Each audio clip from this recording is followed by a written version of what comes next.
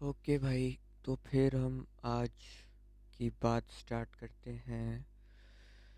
आज एक मैं थोड़ा अलग टॉपिक लूँगा बात करने के लिए, क्योंकि मेरी लाइफ में या जो भी इसको सुन रहा होगा उसकी लाइफ में भी पैसा काफ़ी इम्पोर्टेंट चीज़ है। इससे भाग नहीं सकते कि हम पे तो है ही नौकर के। ये बेसिकली सबको ही या तो फ्री कर देगा, मतलब बेसिकली आपको आज़ाद कर देगा जिसको कहते हैं, या फिर आपको ऐसा पकड़ लेगा कि आप फिर पूरे स्पाइरल में फंस जाओगे और फिर उसका कोई एंड नहीं है, फिर आप बस धक्के में अपनी लाइफ निकालोगे पूरी। तो ये एक सत्य है जो जितनी जल्दी समझ में आ जाए मुझे लगता है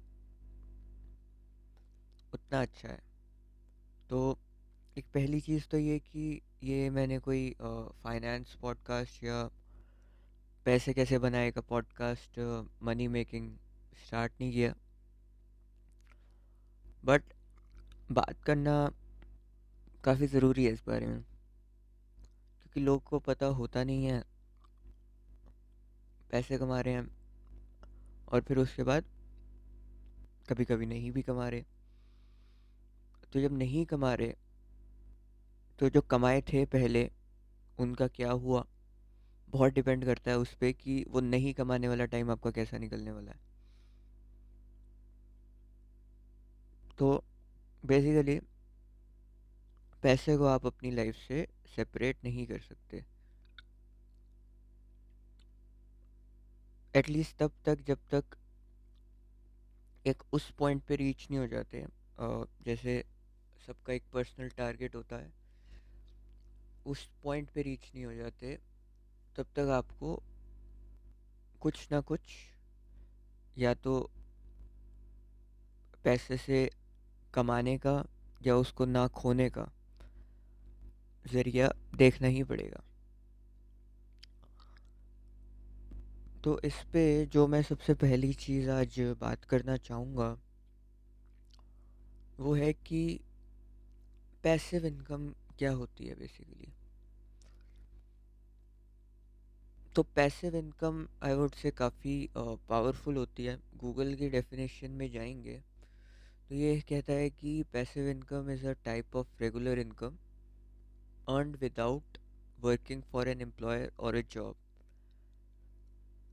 ओके। और एक और डेफिनेशन जो विकिपीडिया से मिली हुई ये थी कि passive income is a type of unearned income that is acquired with minimal labor to earn or maintain. It is often combined with another source of income such as regular employment or a side job. तो passive income एक बहुत ही ज़रूरी source बन जाता है, खासकर आज की डेट में जब इतने ज़्यादा बिल्स बढ़ गए हैं, इतना सब कुछ बढ़ता जा रहा है कि जितना पैसा हो उतना कम टाइप से सीन चल रहा है। तो कुछ ना करते हुए आपके पुराने एफर्ट से ही आपको बाद में पैसे आने लगे तो उससे बेहतर मुझे लगता है कि कुछ है नहीं। अभी आप यूट्यूब पे जाओगे तो आपको 100 चीज़ें मिल जाएंगी कि बिना कुछ करे ये पैसे कमाएं वो पैसे कमाएं। मोस्टली मुझे लगता है कि जिन चीज़ों के बारे में हम आज बात करेंगे उनसे फिर भी थोड़ा फ़ायदा हो सकता है, बट ये जो वीडियोस हैं सारी काफ़ी देखी है मैंने भी, यूट्यूब पे आती रहती हैं यहाँ। वो पैसा कैसे कमाए से ही पैसा कमा रहे हैं, वो लोगों का ही, उन लोगों का बिजनेस ही यही है। तो अब वो उनका मुझे मोटिवेशन या उससे मैं वाइब नहीं कर पाता, टारगेट है जो उनका।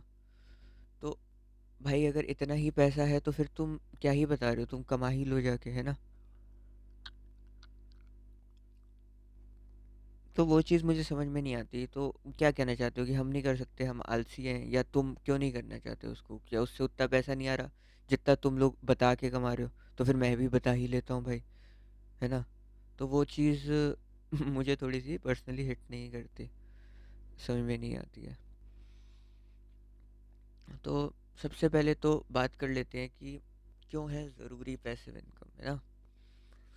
तो पैसिव इनकम का जो स्कोप है ग्रोथ का, कुछ भी फ़र्ज़ करके चलो, अभी मैं 0 रुपीज़ पर आवर कमा रहा हूँ, उसको मुझे 1 रुपये पर आवर तक लेके जाना है। अब 1 रुपये पर आवर अगर मैं सोचूं तो 24 रुपये दिन का हुआ। इसको मैं अगर 7 से लगभग मल्टीप्लाई करूँगा तो ये हो गया मेरा 24 टाइम्स 7 हो गया मेरा 168। इसको मैं कितना 30 से कर लूँ, नहीं 4 से करूँगा, 4 × 168 तो हो गया हमारा 672। तो ये तो 672 रुपये आए भाई महीने के। ये तो कुछ भी नहीं होते। पर ये सिर्फ 1 रुपये आर की बात थी। अगर आप इसको 10 रुपये आर कर दोगे तो वो 6500 हो जाएंगे। 100 रुपये आर कर दोगे तो वो 65,000 के आसपास हो जाएंगे, है ना। ऐसे बढ़ाते बढ़ाते सिर्फ एक ज़ीरो और ऐड करते हैं तो एफर्ट आपने जो पहले किया था वही है, बस पैसिव इनकम की वजह से वहाँ पे ज़ीरो अपने आप ऐड होते जा रहे हैं। तो उस चीज़ का काफ़ी फ़ायदा इसलिए भी है क्योंकि इन्फ्लेशन है ना इस टाइम पे, खासकर इंडिया की बात करें तो बहुत हाई है। प्रॉब्लम ये निकल के आती है कि जो आपकी रेगुलर इनकम है उससे आप कितना ही बचा भी लोगे, खर्च भी कर लोगे, रह भी लोगे, लाइफस्टाइल भी जी लोगे, देख भी लोगे, मूवीज़ भी ले लोगे, घूम भी लोगे, ट्रिप्स भी मार लोगे कंट्री के बाहर, विद इन कंट्री, दूसरी स्टेट्स में, और आपके पास अपनी पूरी लाइफ का टाइम भी होगा। तो वो चीज़ काफ़ी डिफ़िकल्ट हो जाती है। अब टीयर 1 सिटीज़ की बात करोगे तो प्रॉपर्टी के रेट्स तो भूल जाओ, वो बाद में बात करते हैं उस बारे में। पर रेंट्स इतने हाई हैं कि आपकी इनकम का मेजर चंक तो वहीं निकल जाएगा। तो इन सारी चीज़ों में जो इम्पोर्टेंस निकल के आती है वो है पैसिव इनकम की। अब पैसिव इनकम से होता क्या है, इसकी थोड़ी सी पावर की भी बात कर लेते हैं। तो बेसिकली मैं सो रहा हूँ, जाग रहा हूँ, मूवी देख रहा हूँ, घूमने जा रहा हूँ, नहीं हूँ, है ना, स्कीइंग कर रहा हूँ, रनिंग कर रहा हूँ, उससे किसी को कोई फ़र्क नहीं पड़ता। पैसिव इनकम का मतलब है कि पैसे आते रहेंगे, आपको कुछ नहीं करना। आपने जो पहले एफर्ट्स किए थे वही एफर्ट्स अब आगे कैरी ऑन होते जा रहे हैं। आपको कोई मेहनत नहीं करनी, या तो लोग देख रहे हैं आपके चीज़ को या अप्रिशिएट कर रहे हैं, उससे आपको इनकम आ रही है, या फिर आपने कुछ ऐसा सिस्टम बना दिया है कि लोग आपके लिए काम कर रहे हैं और आप कुछ नहीं कर रहे और पैसा अपने आप बन रहा है। इन दोनों ही चीज़ों में फाइनेंशियल फ्रीडम आ जाती है, जिसको कहते हैं फ्रीडम टू डू एनीथिंग।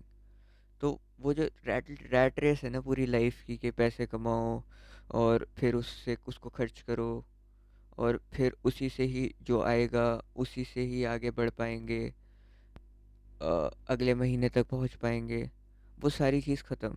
अब आपको ये सोचना है कि मैं बेस्ट क्या कर सकता हूँ। जो भी आपको करना है ज़रूरी नहीं है कि आप सिर्फ पैसे के लिए करोगे, पैसा उसका साइड प्रोडक्ट है।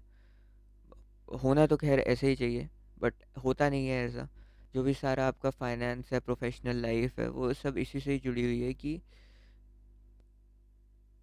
मैं कितना कमा रहा हूँ, इससे नहीं जुड़ी हुई कि मुझे यही करना है क्या, इसी के लिए करना है क्या मुझे सब कुछ ये जो मैं अभी कर रहा हूँ। तो वो एक क्वेश्चन आंसर करना बड़ा ज़रूरी होता है। तो इसमें एक एग्जांपल जो निकल के आता है वो लोग कहते हैं बिल गेट्स का, कि अगर उसने $100 का नोट नीचे गिराया तो जितने टाइम में वो उसको उठाएगा उतने टाइम में वो उससे ज़्यादा कमा चुका होगा। तो ये बिल गेट्स के लिए कहते हैं लोग, कुछ बेजोस के लिए भी कहते हैं, है ना। तो अब इसका मतलब ये नहीं है कि वो बंदा 24 घंटे काम कर रहा है या सातों दिन काम कर रहा है, या उसका मतलब ये है कि उसने ऐसा एक सिस्टम बना दिया है कि पूरे वर्ल्ड में हज़ारों लोग उसके लिए काम कर रहे हैं, ठीक है। तो और पैसिव इनकम के थ्रू वो एक रेवेन्यू उसमें से ले पा रहा है बेसिकली, ठीक है। तो अब उसमें क्या है कि लोग उसके लिए एफर्ट कर रहे हैं। उसने कुछ कंपनी जो है जैसे माइक्रोसॉफ्ट है या जो भी है, वहाँ पे उसने कुछ क्या कह सकते हैं उसको, शेयर्स ले रखे हैं, उसकी कुछ इन्वेस्टमेंट्स हैं, जिससे कि दूसरे लोग उसके लिए काम कर रहे हैं और जो बेनिफिट्स हैं वो उसको उसके मिल रहे हैं। तो अब इस तरीके से अगर आप चलोगे तो पैसे की कमी नहीं होगी, इसको कह सकते हैं, क्योंकि दूसरे लोग आपके लिए काम कर रहे हैं, वो तो काम कर ही रहे हैं, क्योंकि वो तो उस रैट रेस में अभी भी है ना। बहुत ही कम लोग हैं जो उस रैट रेस से निकल पाते हैं। इन लोगों की अगर आप नेटवर्थ की बात करोगे, ये जैसे लोग हैं, इन लोगों की तो पर्सनल जो वेल्थ है वो कंट्रीज की इकोनॉमी से भी ज़्यादा होती है कभी कभी किसी किसी केसेस में। तो किसी छोटी कंट्री तक से भी बड़े हो जाते हैं ये सिंगल इंडिविजुअल लोग। तो वो एक अपने आप में काफ़ी बड़ी चीज़ होती है। अब इसमें हम बात करें तो आप बोलोगे कि यार अगर मैं फाइनेंशियली फ्री हो गया, पैसिव इनकम इतनी आने लग गई या इतने पैसे आने लग गए कि मुझे कुछ भी नहीं करना, तो फिर तो मैं बेकार ही हो जाऊंगा, फिर तो मैं कुछ करूंगा ही नहीं। तो वो एक चीज़ जो मुझे लगती है ऐसा है नहीं। मैं पर्सनली तो इसी चीज़ में बिलीव करता हूँ कि मुझे जो काम करना है मुझे उस वजह से करना चाहिए कि ये मुझे पसंद है, ना कि उसमें मुझे कितना पैसा मिल रहा है। तो वो एक आइडियल सिचुएशन है, जो कभी रीच हो गई तो बहुत बड़ी बात है, बहुत अच्छी बात है वुड से। ये इसका एग्जांपल मैंने एक सीरीज़ देखी थी पीछे, इसका नाम है ऑरविल।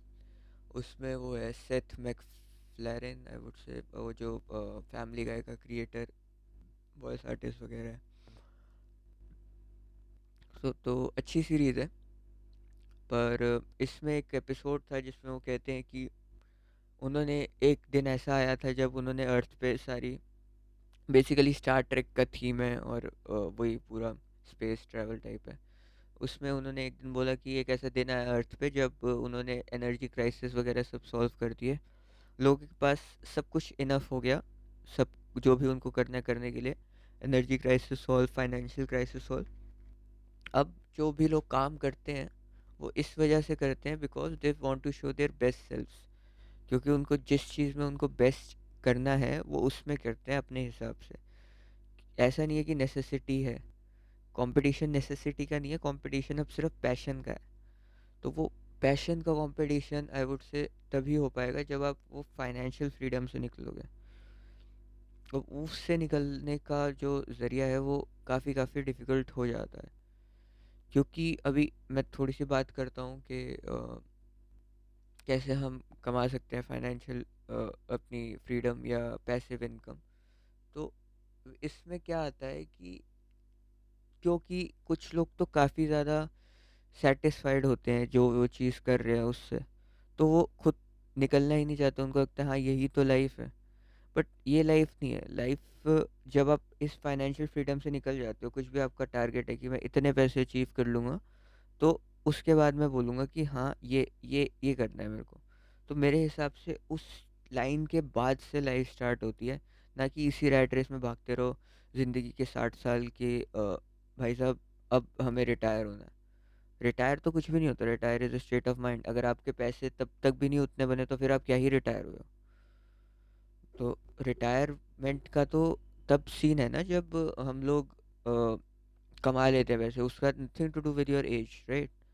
तो इसलिए जितनी जल्दी ये पैसिव इनकम के सोर्सेज आप बढ़ा पाओगे, 1 करो, 2 करो, 4 करो, आई डोंट नो कितने भी करो, बट जब तक आप उस लाइन पे नहीं पहुंच पाते, जो लाइन आपने अपने मन में बनाई हुई है कि ये लाइन पे मैं पहुंच गया तो उस दिन मैं मान लूंगा कि हाँ मैं कुछ भी कर सकता हूँ जितना मेरा मन करे,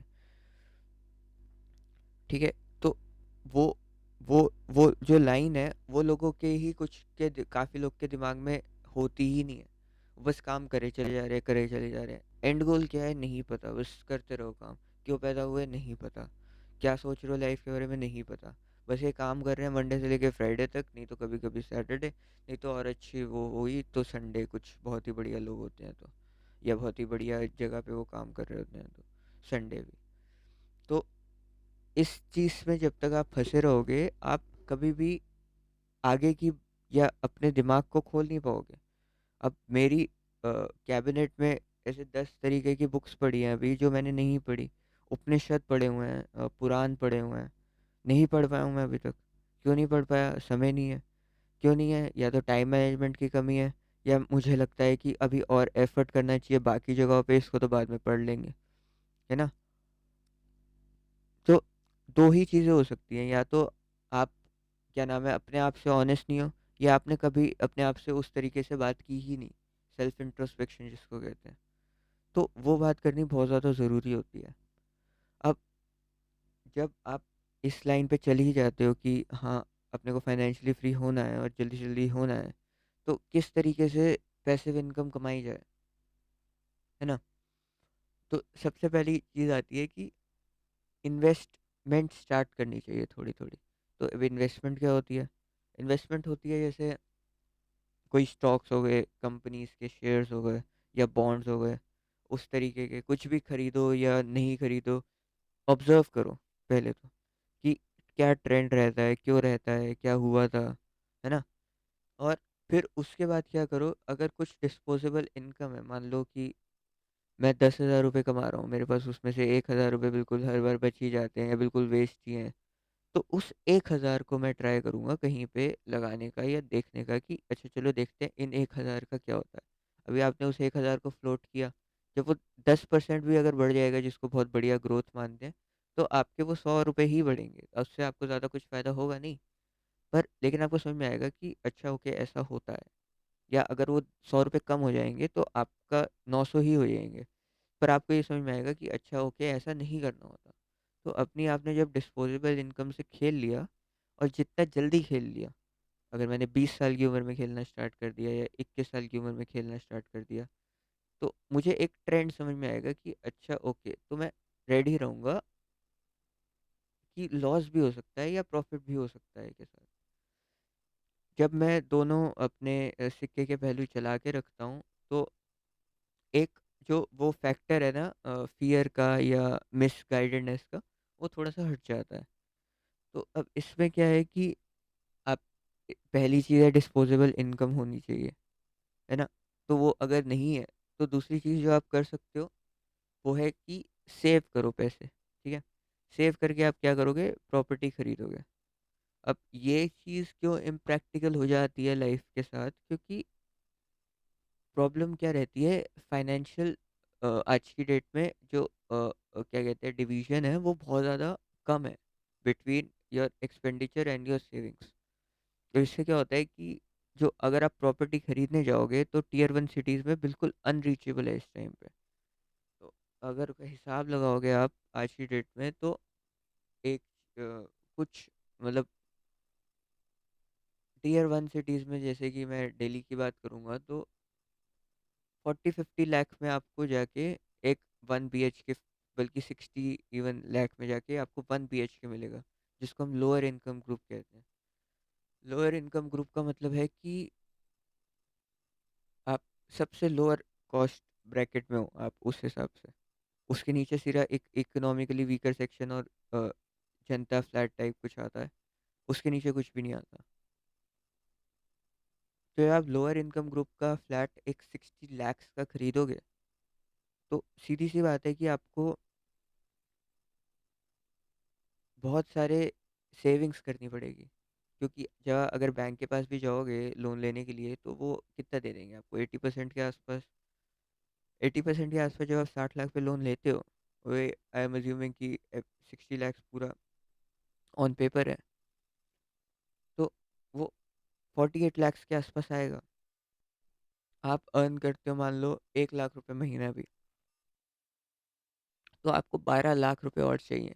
आप 1 लाख रुपए महीना अर्न कर रहे हो, आप कितने पैसे बचा लोगे महीने के, आफ्टर टैक्स वगैरह सब हटा के? 1 लाख का कट के आपको 80-85 मिलेगा। उसमें से आप कितना बचा लोगे? 40-45 तो आपका वैसे ही लग ही रहा होगा कहीं कहीं। तो आप 40-50 हज़ार बचा लोगे महीने का। 2 महीने, 4 महीने, 6 महीने, 12 महीने में जाके आप 6 लाख रुपए बचा पाओगे।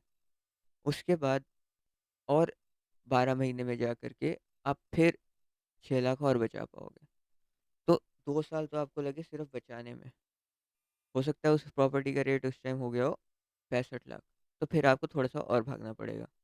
तो वो 2.5-3 साल गए वहाँ पे आपके सीधे-सीधे बिना किसी प्रॉपर्टी को अर्न किए। दूसरा सिनेरियो आता है, अच्छा मेरे पास 12 लाख पहले से ही अर्न मैंने या सेव कर लिए। उसमें क्या है कि अब आपने सेव तो कर लिए, अब आप जब फ्लैट में जाओगे तो आपको उस पे खर्चा भी करना पड़ेगा थोड़ा अपने हिसाब से रहने के लिए।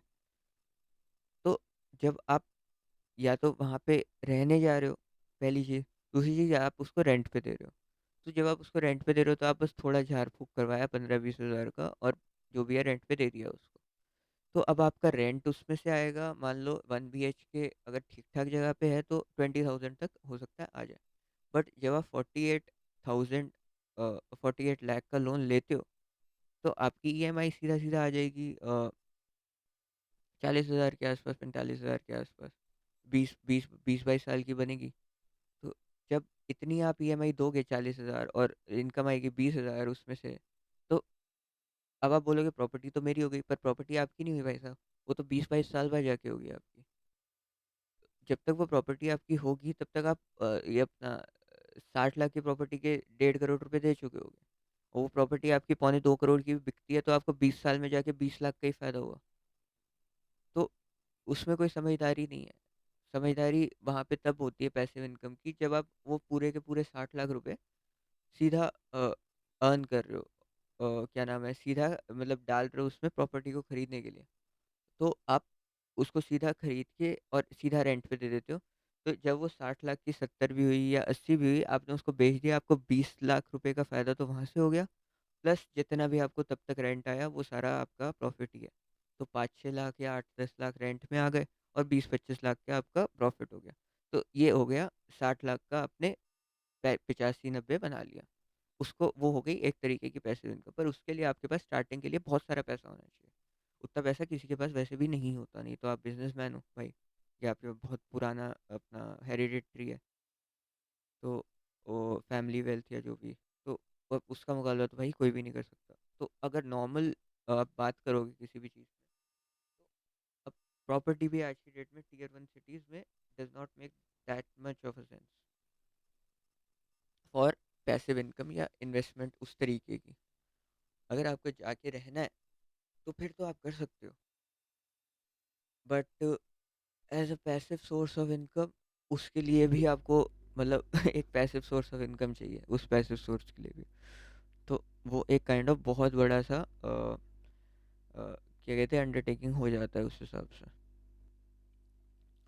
तो ना तो आपकी उसके बाद सेविंग हो पाएगी कुछ, और ना ही आप उससे कुछ गेन कर पाओगे अगर आप इस तरीके से चल रहे हो तो अब तीसरी बात आती है कि और क्या कर सकते हैं। तो एक जो चीज़ है जो हम लोग बहुत आराम से कर सकते हैं अगर थोड़ी सी भी इंटेलेक्ट है, ढंग का लगता है, तो वो है वैल्यू एडिशन। तो एक साइड हसल या जो भी आपको पसंद है चीज़, जिसको आपको लगता है कि कोई फाइनेंशियल रिटर्न आ सकता है फ्यूचर में, पॉसिबल है, वहाँ पे आपको एक स्पेकुलेशन थ्रो करना चाहिए मुझे लगता है। इसमें जो बेस्ट चीज़ निकल के आती है वो है कंटेंट क्रिएशन, या जो मैं अभी कर रहा हूँ जैसे कि पॉडकास्ट है ना, मेकिंग वीडियोस ना, कंटेंट क्रिएशन में राइटिंग बुक्स भी आती हैं, बुक्स लिखो या सोचो बुक्स के बारे में, ब्लॉग्स है ना, ब्लॉग्स भी आते हैं। एक medium.com करके है, मैंने सुना है उसके बारे में, लोग अर्न करते हैं वहाँ से। और भी बहुत सारी जगहें हैं जो आप अपने फ्री टाइम में करना चाहते हो। तो एक अगर आप इसका अपना रूल बनाना चाहोगे तो वो कम से कम ये है कि इस पैसिव इनकम के पूरे एंडेवर को मुझे अपने जो मैं टोटल जो मेन काम कर रहा हूँ उसके 10% के आसपास का टाइम देना है। तो अगर आप मान लो कि 40-45 घंटे का काम कर रहे हो हफ्ते में अपनी फुल टाइम जो भी आप कर रहे हो उसके लिए, तो एक 4 से 4.5 से 5 घंटे के आसपास इस पे भी मुझे टाइम देना है। पहले शुरू में सोचने के लिए, फॉर्मुलेट करने के लिए, प्लान बनाने के लिए, और बाद में उस चीज़ को क्रिएट करने के लिए। वो बुक राइटिंग हो सकता है, कंटेंट क्रिएशन हो सकता है, कंटेंट लाइक वीडियोस या पॉडकास्ट या जो भी ऑडियो है ना, या ब्लॉग है ना, किसी भी तरीके की राइटिंग वो हो सकता है। तो टाइम उतना ही देना है और वेट करनी है, क्योंकि क्या है कि आपका जो हसल जो मेन जो प्रोजेक्ट है वो तो चल ही रहा है, राइट। ये इससे जब रिटर्न आएगा तब उसके बारे में सोचेंगे, है ना। पर उसमें भी क्या है, मल्टीपल चीज़ें आप साथ में स्टार्ट कर सकते हो, पर वो भी तब जब आप एक में कंफर्टेबल हो जाओ। तो मैं ये एडवाइस करूँगा कि एक में जब आप रेगुलर होने लग गए, एक वो बन गया रिदम जिसको कहते हैं, तो उसके बाद आप बाकी चीज़ों में भी आगे बढ़ सकते हो। ठीक है। तो एक जो दूसरी चीज़ इसमें बहुत इंपॉर्टेंट आती है, वो है फाइनेंशियल मैनेजमेंट की। कि इसमें क्या है कि मेरे को एक वॉरेन बफे का कोट याद आता है कि every penny saved is money earned, something like that. तो उसमें क्या है कि जितने भी आप पैसे बचाओगे वो एक्चुअली आपने अर्न ही किए होते हैं। तो उसका मतलब यही है कि अगर आप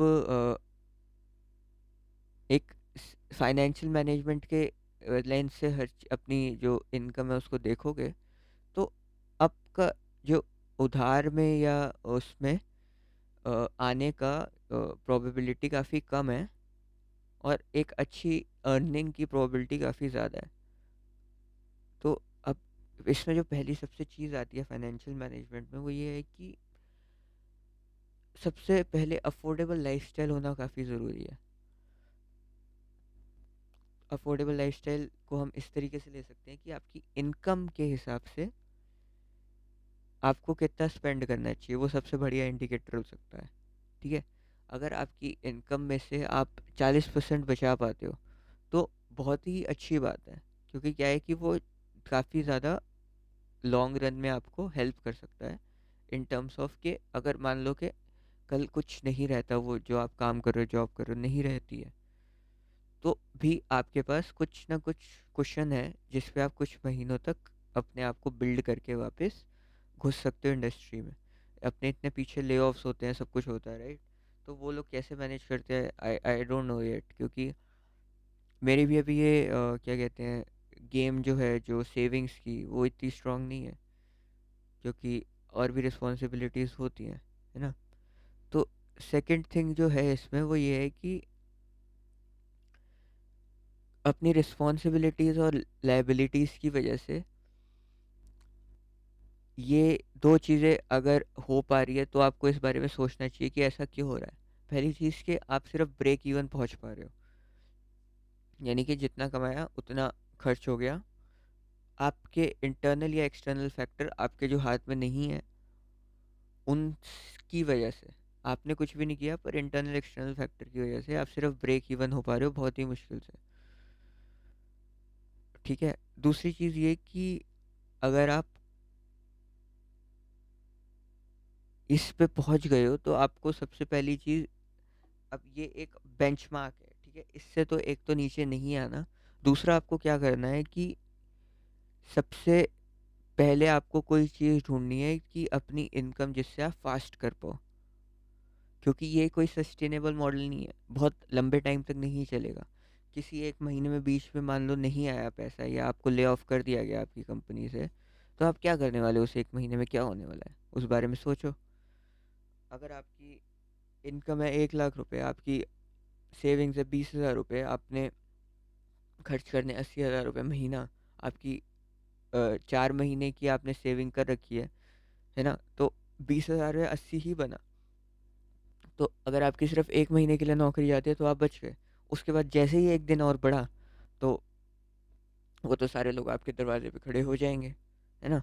तो उस चीज़ का प्रेशर आपको कम से कम 6 महीने तक अ, मेरे हिसाब से टालना चाहिए, कि इतनी सेविंग्स हो कि 6 महीने तक अगर कुछ भी नहीं होता है या वर्स्ट आ जाता है, तो भी हमारे पास उतना पैसा होना चाहिए, राइट। इसमें क्या आता है कि अगर आपने ऑब्जर्व किया हो कि बहुत सारे जो फिल्म स्टार्स हैं, वो इन दो चीज़ों में हमेशा फंस जाते हैं कि या तो बैड फाइनेंशियल मैनेजमेंट होता है उनका, क्योंकि उनका लाइफस्टाइल बहुत ज़्यादा अनसस्टेनेबल सा हो जाता है कि ये भी चाहिए, वो भी चाहिए, इतनी लंबी गाड़ी, इतना बड़ा बंगला, या समथिंग लाइक दैट। तो उसका बिजली का बिल भरते भरते ही उनका भरता निकल जाता है। ठीक है। या फिर bad financial decisions, investment decisions, कि उस टाइम अवेयर नहीं थे, किसी मैनेजर ने धोखा दे दिया या गलत जगह फाइनेंस करवा दिया या पैसे लगवा दिए, और वो सारे चले गए, या अपना खुद का सोचा कि इस जगह पैसे लगाएंगे तो बहुत आएगा, और कुछ भी नहीं आया, और फिर पैसे हो गए ख़त्म।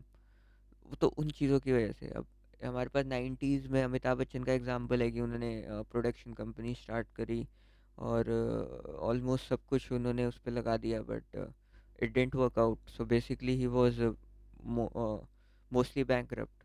तो वो बाल बाल बच गए वहाँ से। तो अगर जो अपने टाइम का सबसे बड़ा स्टार अगर इस तरीके से गिरता है, तो मैंने एक वो भी इंटरव्यू देखा था।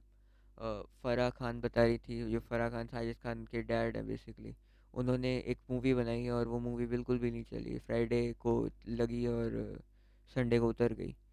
तो उनका इतना फाइनेंशियल लॉस हुआ कि वो अपना 5 फ्लैट से एक रूम के छोटे से किसी फ्लैट में चले गए।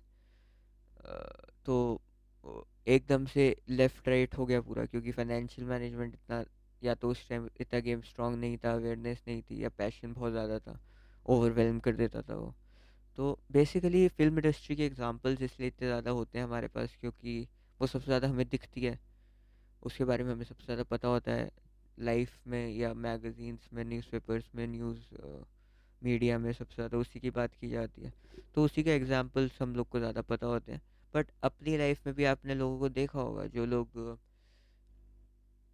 बेसिकली उधार में चले जाते हैं बहुत ज़्यादा, फिर उनको निकालना काफ़ी डिफ़िकल्ट हो जाता है।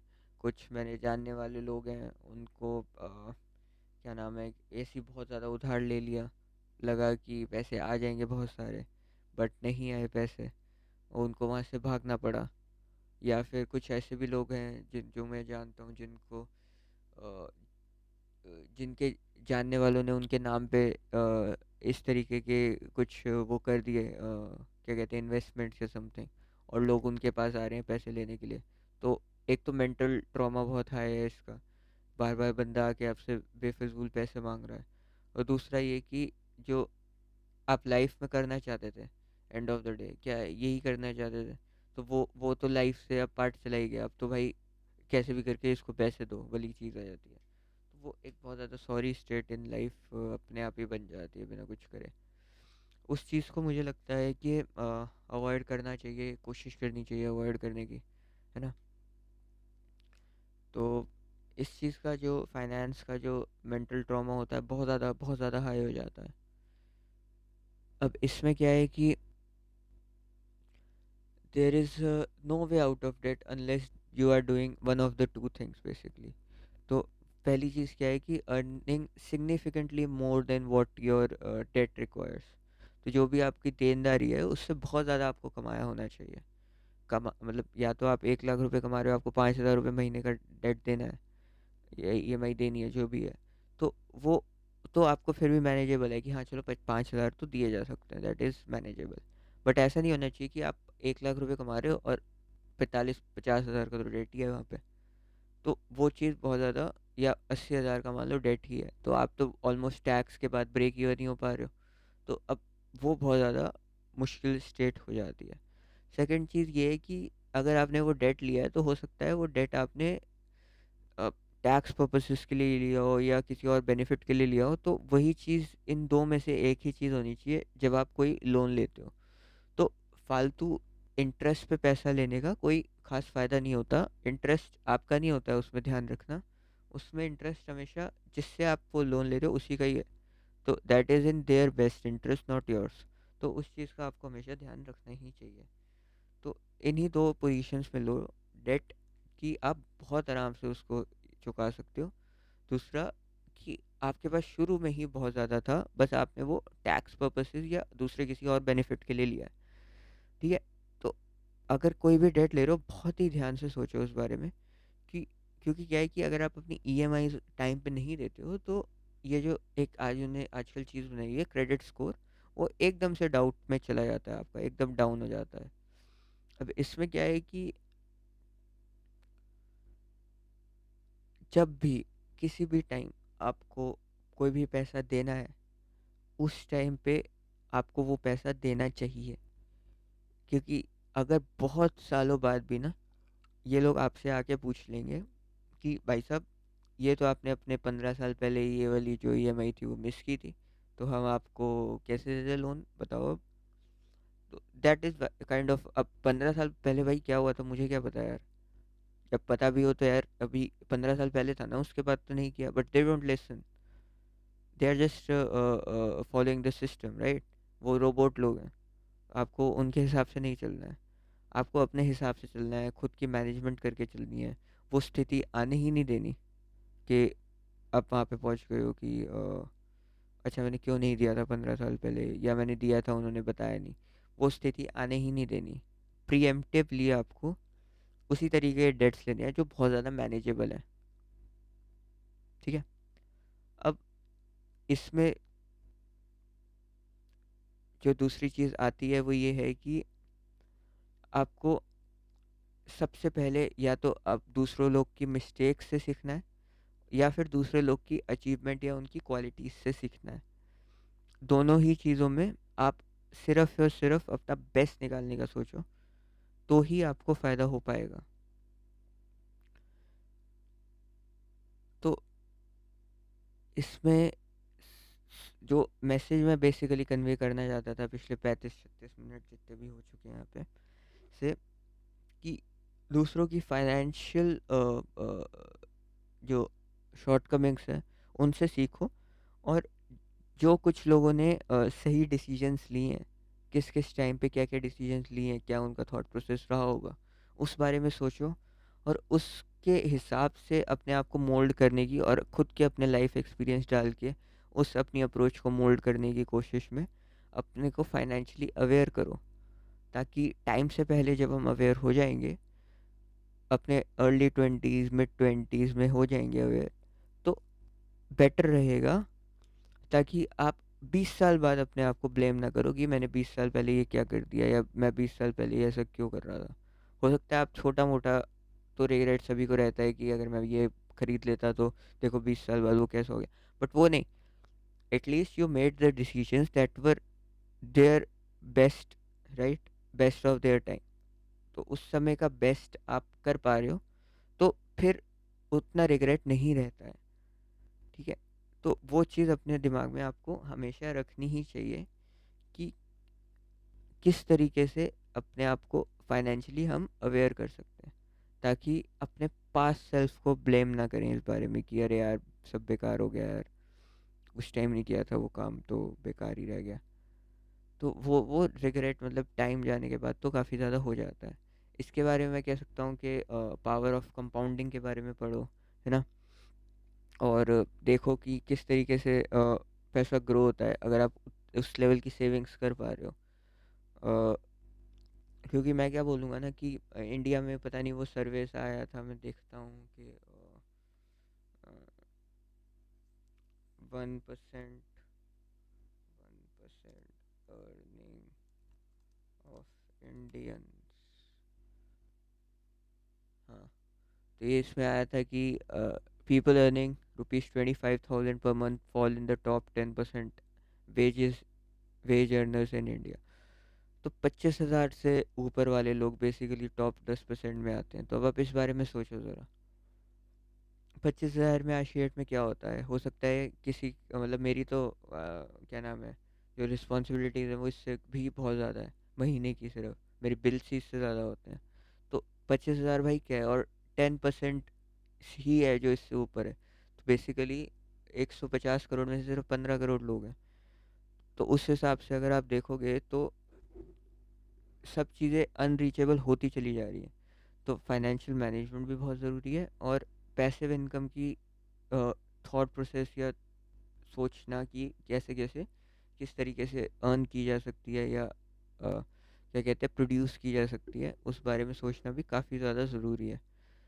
ठीक है। तो ये थी थोड़ी सी इंफॉर्मेशन पैसिव इनकम के बारे में, फाइनेंस मैनेजमेंट के बारे में। अच्छा लगा तो एक कहीं कमेंट वमेंट डाल देना, एक कुछ लाइक कर देना, कहीं पे वो कुछ सब्सक्राइब का बटन हो वो कर देना, या रेटिंग का बटन हो तो वो देख लेना, है ना? अगले हफ्ते फिर मैं किसी और नए टॉपिक पे बात करूँगा। ठीक है। तब फिर मिलते हैं अगली बारी। Okay, so see you then. Bye.